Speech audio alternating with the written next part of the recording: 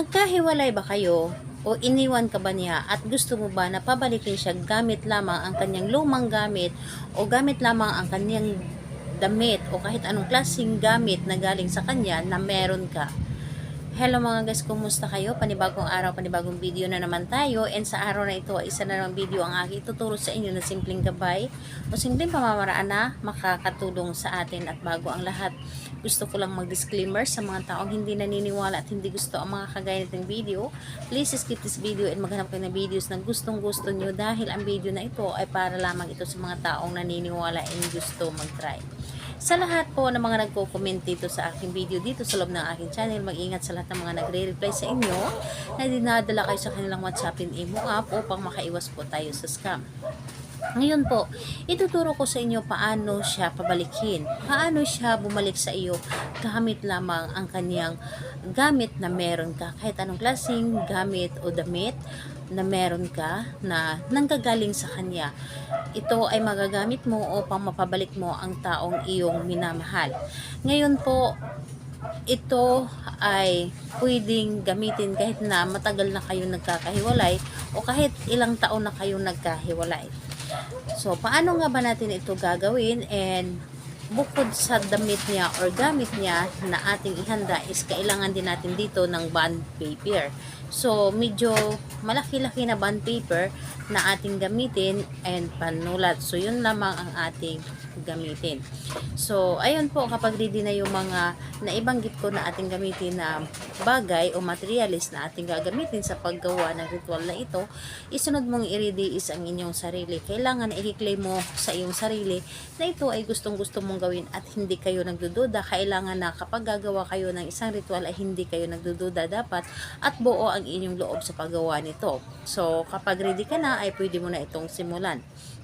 So, ang gagawin mo lamang dito is kunin mo ang isang bond paper. So, kunin mo ang isang bond paper, isulat mo doon ang inyong mga nais. Halimbawa na lamang, isusulat mo sa itaas.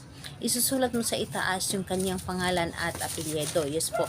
Isusulat mo, halimbawa dito po sa papel na ito, isusulat po dito yung pangalan niya at apelyido. Isulat mo, tapos dito sa ibaba, isulat mo dito lahat ng nais mo. Halimbawa na lamang is bumalik ka na sa akin at hindi na tayo magkakahiwalay pa. Ako na lamang ang mamahalin mo, ako lamang ang priority mo higit sa lahat, ako lamang ang mas uunahin mo ano man ang mangyari. So, lahat na kung ano yung nasa meron sa puso mo, yun po ang isusulat po ninyo. And yung intention ninyo na dapat ay maganda, yung intention ninyo na kailangan ay mahal nyo pa siya at kailangan na gusto niyo siyang bumalik sa iyo, lalo na kapag ikaw ay sobrang nagmahal.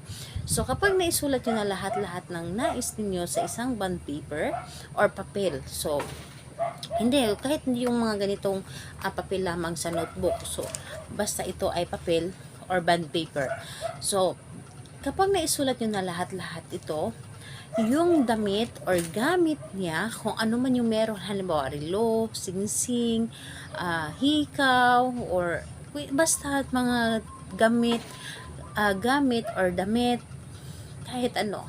Pwedeng t-shirt, pwedeng shirt, pwedeng brief, or yung mga underwear niya, pwede lahat yun basta nanggagaling po sa kanya or sa kanya po ito dapat.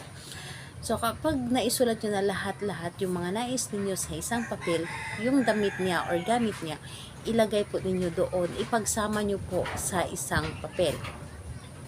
Or halimbawa, kung pwede siya maibilot doon sa may papel, ibilot po ninyo. Pero kung hindi, pwede na yung, kung damit niya, pwede na yung papel is ilagay doon sa loob ng kanyang damit. So, nakadepende po sa inyo. So, pagkatapos nun, yung ginawa mo or isinulat mo at yung ginamit mo sa paggawa ng ritual upang bumalik siya, ilagay po ninyo ito doon sa loob or sa ilalim ng inyong hinihigaang unan or ginagamit na unan.